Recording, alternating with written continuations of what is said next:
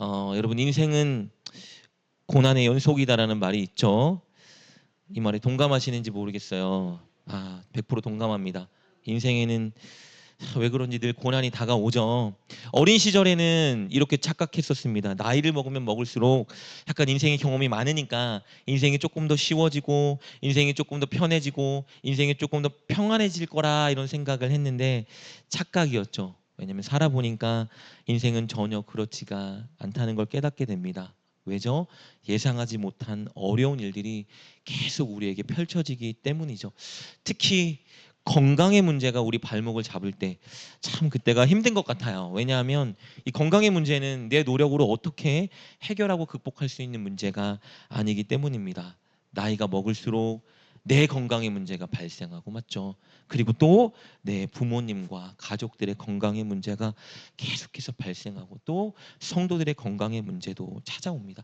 이때 내가 할 수 있는 것이 아무것도 할 수 없기에 무기력함을 느끼기도 하고 좌절을 맛보기도 하는 게 우리 인생의 삶인 것 같습니다. 작년 말에 사실은 그리고 올해 초에 제 아내 이제 사모가 좀 많이 건강이 안 좋은 적이 있었습니다. 제가 참 많이 걱정하고 염려했던 시절이 있었거든요. 그 고비를 어떻게 잘 넘겼는데 여러분 잘 아시는 것처럼 이제 또 저희 아버지 허 집사님이 암 진단을 받고 투병 생활을 한 6개월, 4개월, 5개월 하면서 참 많은 어려움이 있었습니다. 이제 은혜로 그 고비를 잘 넘긴 것 같았는데 어떻게 또 저희 어머니에게 또 문제가 사실은 발생했었어요. 며칠 전에 이제 어머니가 눈이 계속 안 보이신다고 해서 안과를 모시고 갔더니 사실은 처음에는 너무 절망적인 진단을 받았었어요. 근데 다행히 이제 종합병원에 가서 진단을 받았더니 수술하면 회복할 수 있다라는 재진단을 받아서 하나님께 얼마나 감사했는지 모릅니다. 저도 사실 늘 기도하려고 노력하는 사람이에요. 목사니까 맞죠? 목사니까 기도를 많이 해야 되겠죠. 늘 하루도 빠짐없이 기도하는 것이요. 가족들의 믿음과 건강과 여러분 성도들의 믿음과 건강. 저는 이것을 빼먹지 않고 늘 첫 번째 기도 제목을 삼고 기도하고 있습니다. 날마다 여러분의 믿음과 건강을 위해서 진심으로 기도하거든요. 간절하게.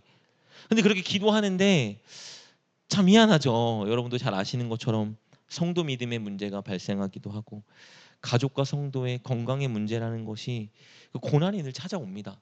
기도하는데 하나님이 그 고난을 허락하세요. 하나님 분명히 우리의 기도를 들으시잖아요. 근데 희한하게도 기도한 것과 반대되는 그 고난이 우리에게 찾아옵니다. 이 부분이 사실 때로는 이해가 가지 않을 때가 많죠. 그래서 여러분이 하나님을 오해하기도 하고 하나님을 원망하기도 하지 않습니까? 제가 그저께 이제 어머니를 종합병원에 모시고 이제 재진단을 받고 나오면서 한 해를 하나님이 좀 되돌아보게 하셨습니다. 그리고 많은 것을 좀 생각하고 깨닫게 하셨어요. 아내의 건강 문제, 아버지의 건강 문제, 어머니의 건강 문제, 큰 고난을 마주한 후에 하나님께서 우리를 너무 사랑하시지만 우리에게 고난을 허락하신 이유가 있구나를 제가 좀 깊이 깨닫게 되었습니다. 여러분 저도 고난이 너무 싫습니다.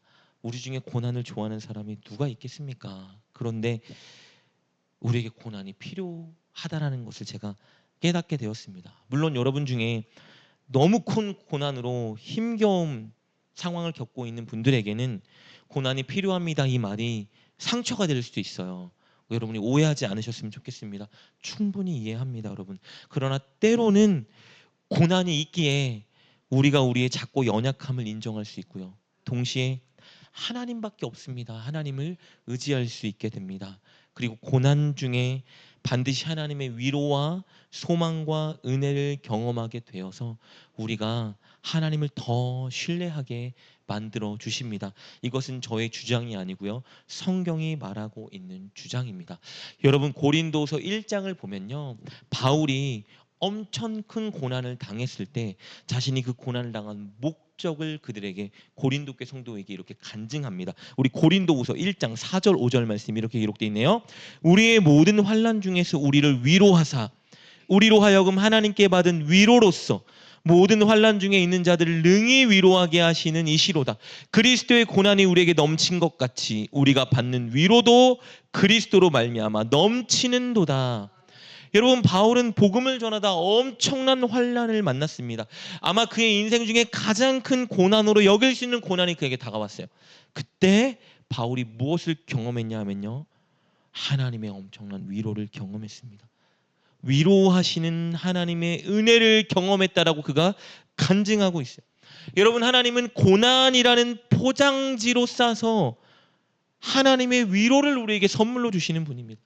그냥 위로하지 않으세요. 우리가 하나님의 진짜 살아계신 하나님의 위로를 받을 때에는 뭐가 함께 오냐 하면요, 고난이 함께 옵니다. 고난만 오지 않아요, 여러분. 고난이라는 포장지로 반드시 하나님은 우리에게 당신의 위로를 경험하게 하시는 분입니다. 고난을 허락하시는데 그냥 고난만 당하다 고생하라고 허락하시는 게 아니에요. 고난 중에 하나님의 위로를 경험하게 하시려고, 고난 중에도 풍성한 하나님의 은혜가 있다라는 걸 우리가 깨닫게 하시려고 우리에게 고난을 허락하시는 분입니다. 바울이 고백하는 거예요. 간증하는 것입니다. 너무 큰 고난이 왔지만 그 고난 중에 그리스도의 위로가 넘쳤다라고 그가 고백하고 있는 것입니다. 고린도 교회 성도들아, 하나님은 고난만 주시지 않는다. 고난 중에 반드시 하나님의 넘치는 위로가 너에게 임할 것이다 간증하고 있는 것입니다. 한 가지 이유를 더 말해주네요. 우리 8절부터 9절 말씀입니다. 형제들아, 우리가 아시아에서 당한 환난을 너희가 모르기를 원하지 아니하노니 힘에 겹도록 심한 고난을 당하여 살 소망까지 끊어지고 우리는 우리 자신이 사형 선고를 받은 줄 알았으니. 여러분, 어떤 고난을 당했냐면요, 바울이 이렇게 말합니다. 이제 우리가 죽겠다. 이번에는 죽을 것 같아. 이 생각을 하게 되는 고난이 다가왔대요. 그런데 그 이유 뭐라고 말하죠? 9절입니다. 이는 우리로 자기를 의지하지 말고 오직 죽은 자를 다시 살리시는 하나님만 의지하게 하심이라. 고난이 다가와서 바울이 이건 우리 힘으로 어떻게 할 수가 없다. 이번에는 우리가 죽어 하나님께 갈 수 있겠다는 생각이 들었어요. 그때 바울이 무엇을 의지했습니까? 하나님만 의지했습니다. 다른 무엇도 아니라 하나님만 도우실 수 있다. 하나님만 우리를 구원할 수 있다. 하나님을 바라보게 만드셨습니다. 그리고 하나님이 그를 구원해 주셨어요. 그러자 바울이 뭐라고 고백하죠? 앞으로도 영원토록 우리를 구원할 하나님만 이제 의지하겠다. 10절입니다. 그가 이같이 큰 사망에서 우리를 건지셨고 또 건지실 것이며 이후에도 건지시기를 그에게 바라노라. 여러분, 바울이 간증합니다. 엄청난 위로를 경험했고 하나님만 바라보겠다는 믿음을 갖게 되었대요. 뭐를 통해서요? 고난을 통해서 그가 이것을 경험했다고 말합니다. 바울이 말합니다. 고난은 저주가 아니라 하나님이 우리에게 주신 축복이다라고 고린도 교회 성도들에게 간증하고 있습니다. 여러분, 저도 늘 기도할 때, 여러분도 아시겠지만 간절히 기도합니다. 새벽이든 금요기도회건 저녁에 혼자 기도할 때도 정말 간절히 기도해요. 왜냐하면 하나님이 제 기도를 듣고 계신다는 확신이 있기 때문에 하나님께 간절히 기도합니다. 근데 되돌아보니까요, 올해 고난이 다가왔을 때, 아내의 건강의 문제, 아버지의 건강의 문제, 또 어머니의 건강의 문제가 다가왔을 때 제가 어느 때보다 더 하나님을 처절히 온절히 의지하며 기도했더라고요. 다 내려놓고 하나님, 제 힘으로 할 수 있는 게 하나도 없습니다. 하나님이 도와주셔야만 됩니다 하고 제가 너무 간절하게 하나님을 의지하고 매달리고 기도했던 걸 깨닫게 하셨습니다. 제가 하나님 앞에서, 여러분 앞에서 고백할 수 있는 것은요, 고난이 다가왔을 때 저는 정말 어느 때보다 하나님께 간절히 처절히 매달렸고 그 이후에 저의 믿음은 더 자라나고 있다는 걸 말할 수 있습니다. 지난주 설교 때 제가 여러분에게 간증했던 것처럼 제가 아버지가 암 진단을 받고 고생할 때 진짜 하나님께 간절히 매달렸거든요. 좌절도 되고 절망도 되고 기도하고 기도해도 변화가 없고 그런 상황 속에 하나님께 매달릴 때 하나님이 질병을 바로 치유해 주진 않으셨지만 그 과정 속에 엄청난 위로를 주셨습니다. 늘 제 마음을 위로해 주셨고요. 저에게 소망을 주셨고요. 저에게 평안한 마음도 주셨습니다. 그래서 살아계신 하나님, 인격적인 하나님을 제가 그 과정 속에 정말 강력하게 더 많이 만나게 되었어요. 그리고 하나님께서 기도를 듣고 가족의 건강을 회복시켜 주셨을 때 정말 하나님을 찬양했습니다. 진짜 이거 하나님이 하신 일입니다. 하나님, 제가 하나님께 어떻게 감사해야 될까요? 하나님, 제가 무엇을 하나님께 드릴 수 있을까요? 감사했어요. 그래서 오늘 감사 헌금도 드렸고요. 하나님, 제가 정말 하나님 위해 더 헌신하며 살겠습니다. 결단했습니다. 여러분, 제가 뭐 때문에 이렇게 됐죠? 고난 때문에. 고난이 싫은데요. 저도 고난 너무 싫어요. 고난 좀 없었으면 좋겠습니다. 그런데 그 고난으로 인해서 하나님이 제가 하나님을 더 바라보게 만드셨고, 더 하나님께 감사하게 하셨고, 제가 더 하나님께 헌신하겠다 결단하게, 자원하여 결단하게 하셨습니다.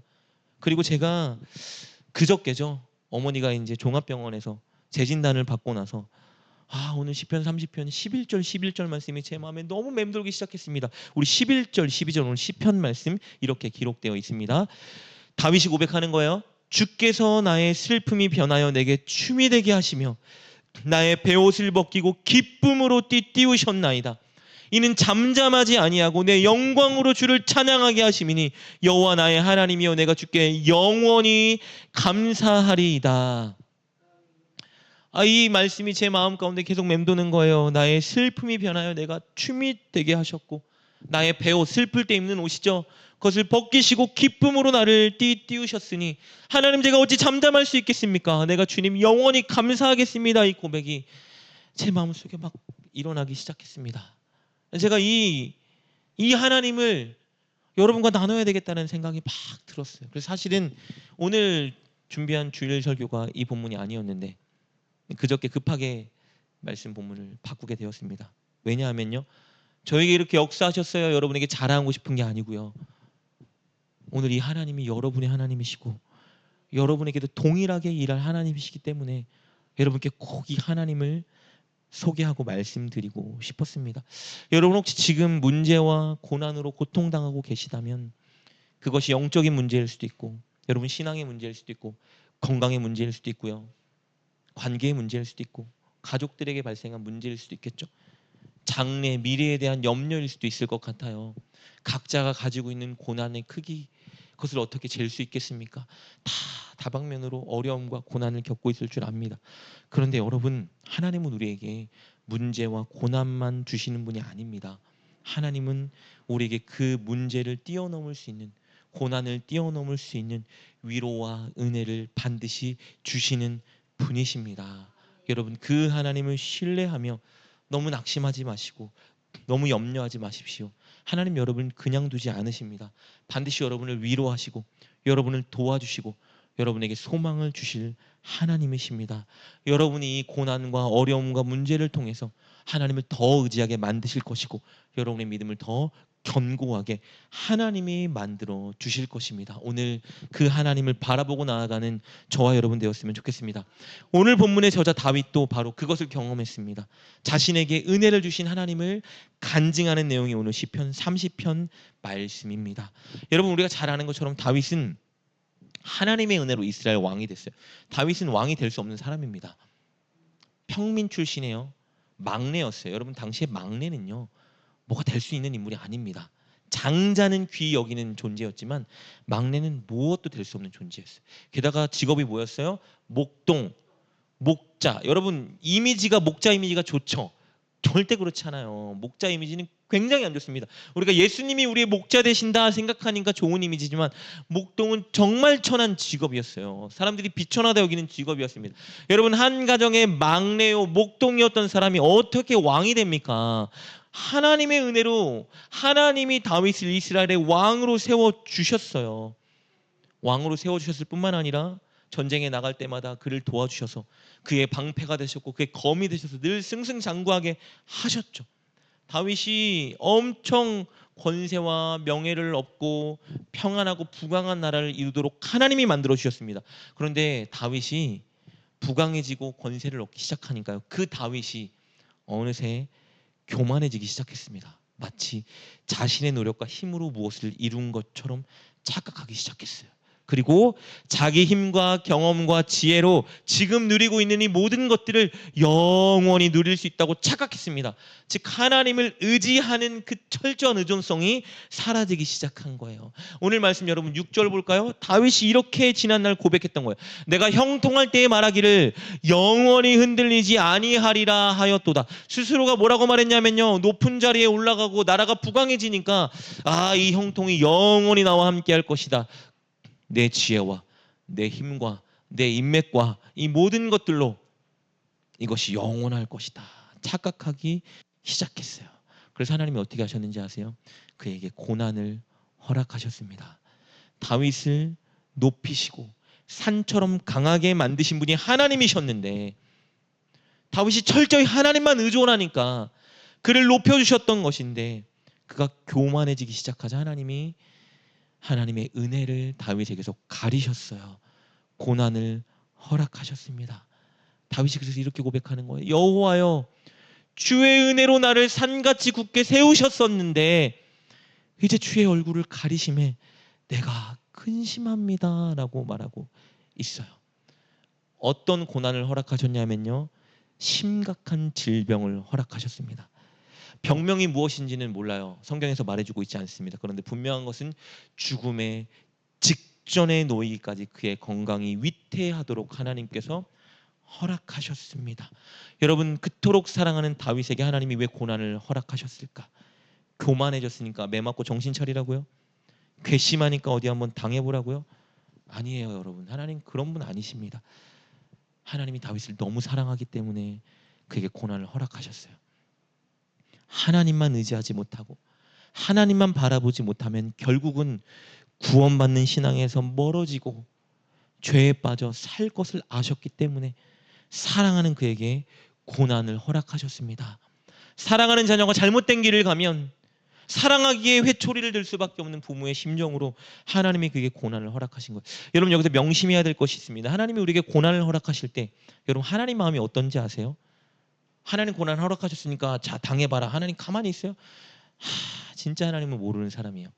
하나님이 고난당한 우리의 마음을 보실 때 하나님 마음이 편하겠습니까? 하나님 굉장히 아프세요. 우리가 고난당할 때 하나님 괴로우십니다.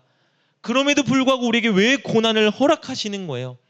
그렇게 해야만 바른 길로 인도할 수 있기 때문에 하나님 아픈 마음을 억누르고 우리에게 고난을 허락하시는 겁니다.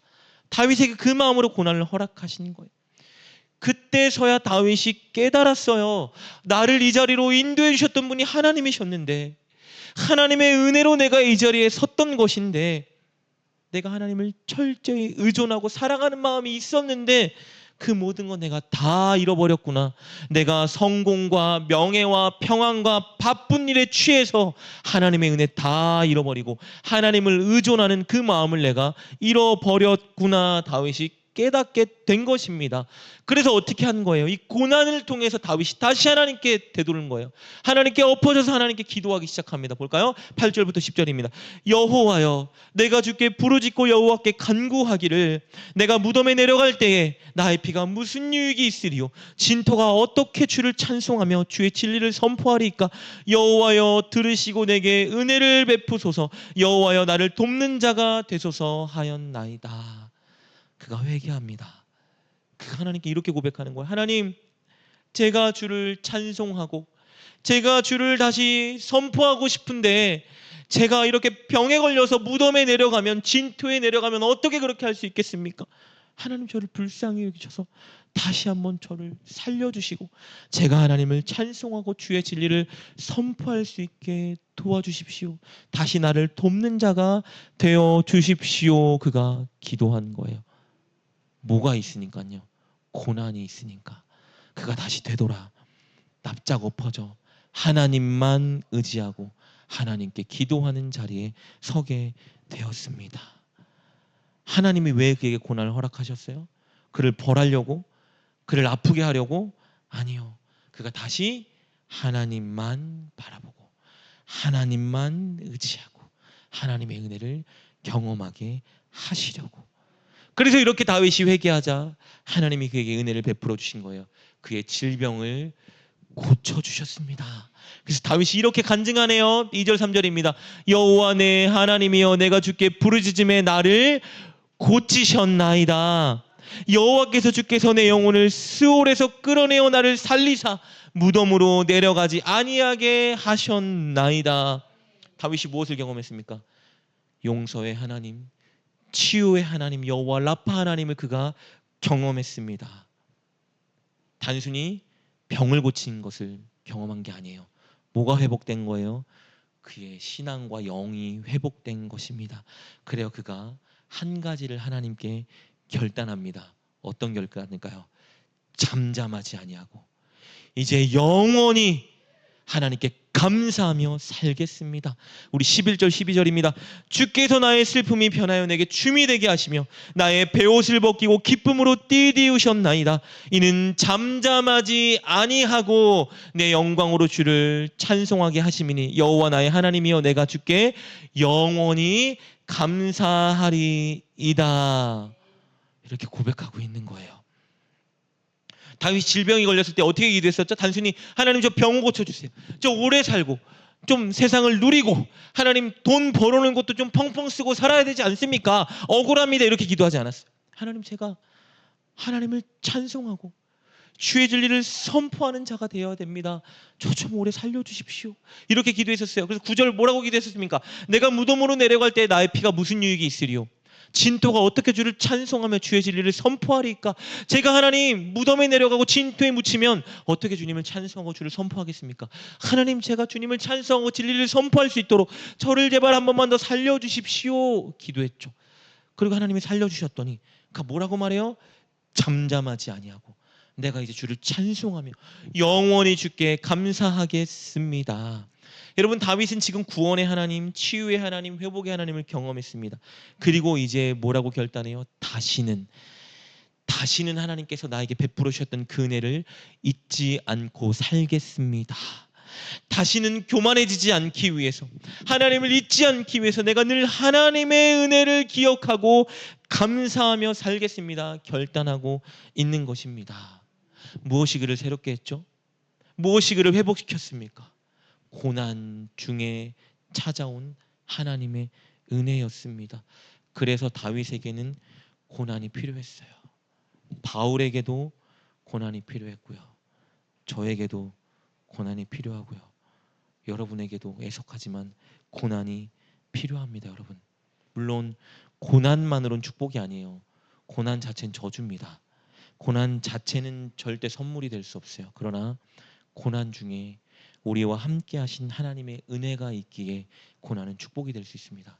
고난 중에 우리를 붙들어 주시고 우리의 기도를 들어주시고 우리를 도우시는 응답하는 하나님의 은혜가 있기에 고난은 선물이 될 수 있는 것입니다. 여러분 지금 여러분에게 있는 문제와 그 고난은 단순히 저주가 아닙니다. 왜냐하면 하나님께서 분명히 여러분을 위로해 주실 것이고요. 여러분에게 은혜를 베풀어 주실 것이고요. 여러분 분명히 기도를 듣고 도와주실 것이기 때문입니다. 지금 여러분에게 있는 문제가 신앙의 문제건 영적인 문제건 건강의 문제건 재정의 문제건 여러분이 사랑하는 사람들이 겪고 있는 아픔의 어려움의 문제건 결코 슬픔과 절망으로 끝나지 않습니다. 단언컨대 말씀드릴 수 있습니다. 하나님이 여러분을 회복시키고 도우셔서 분명히 오늘 본문에 다윗처럼 고백하게 하실 거예요. 내 슬픔이 변하여 내게 춤이 되게 하시고 내 베옷을 벗기고 기쁨으로 나를 띠띠우셨습니다. 고백하는 그날이 오게 하실 것입니다. 여러분 그러니 너무 좌절하지 마시고 낙심만 하지 마십시오. 하나님을 바라보고 하나님을 기다리시고 소망을 가지십시오. 하나님께서 고난이 축복이 되게 만들어 주실 것입니다. 고난이 선물이었다 간증하게 분명히 만들어 주실 것이에요. 그런데 이것을 위해서 우리 편에서도 해야 될 일이 있습니다.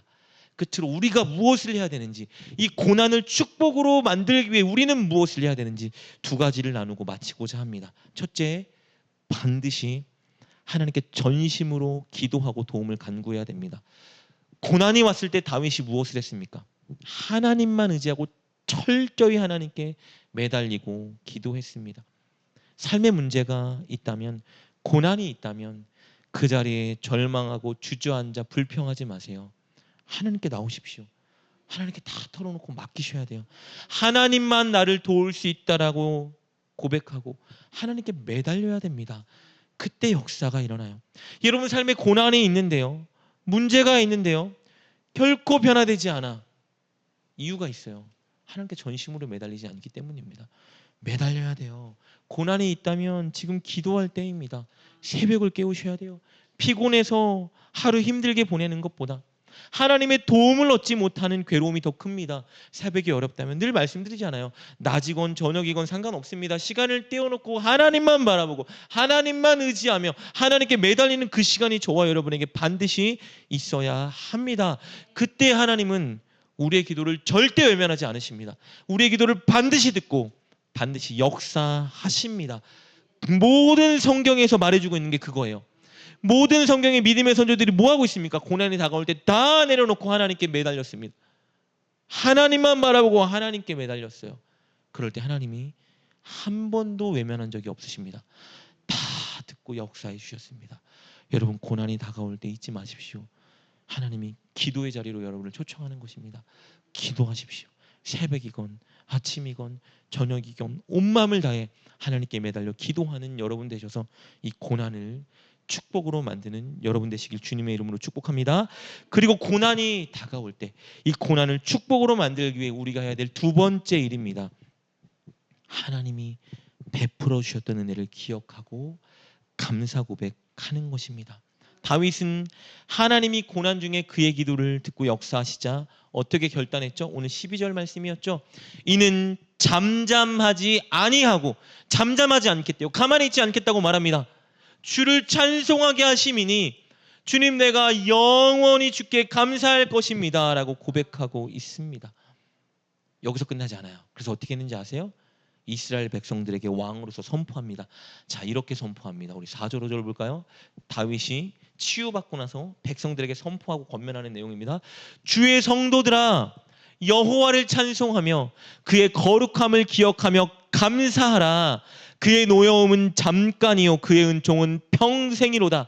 저녁에는 울음이 깃들지라도 아침에는 기쁨이 오리로다 라고 찬송하고 있죠.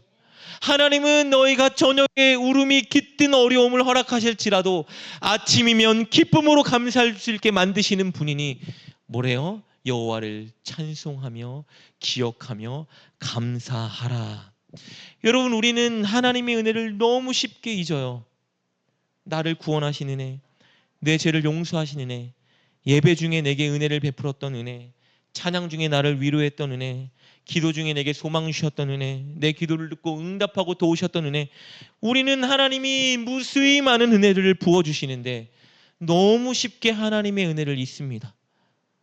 잘되면 교만하여 하나님의 은혜를 잊고, 고난이 다가오면 고난에 압도돼서 하나님의 은혜를 잊고, 바쁘고 분주하면 바쁘고 분주해서 하나님의 은혜를 잊고, 모든 핑계가 너무나 많아요. 하나님의 은혜를 늘 쉽게 잊습니다. 고쳐줘도 살려줘도 은혜를 베풀어주고 응답해줘도 세워줘도 조금만 지나면 내가 한 일인 것처럼 하나님께 언제 그렇게 감격하고 감사했는 것처럼 다 하나님의 은혜를 잊고 살아갑니다. 그게 우리의 모습이에요. 다윗도 그 은혜를 잊었잖아요. 그렇게 하나님을 사랑하던 다윗이 잘되고 평안해지 하나님의 은혜를 잊었다고요. 그래서 회복을 경험한 다윗이 무엇을 다짐한 거예요? 영원히 하나님을 찬양하고 이제 영원히 하나님께 감사하겠습니다. 이 은혜 이제 다시는 잊지 않고 하나님 날마다 이 은혜를 감사하며 살겠습니다 고백하고 있는 거예요. 여러분 좋은 일이 있건 고난이 오건 바쁘고 분주하건 한가하건 우리가 늘 잊지 말아야 할 것이 있습니다.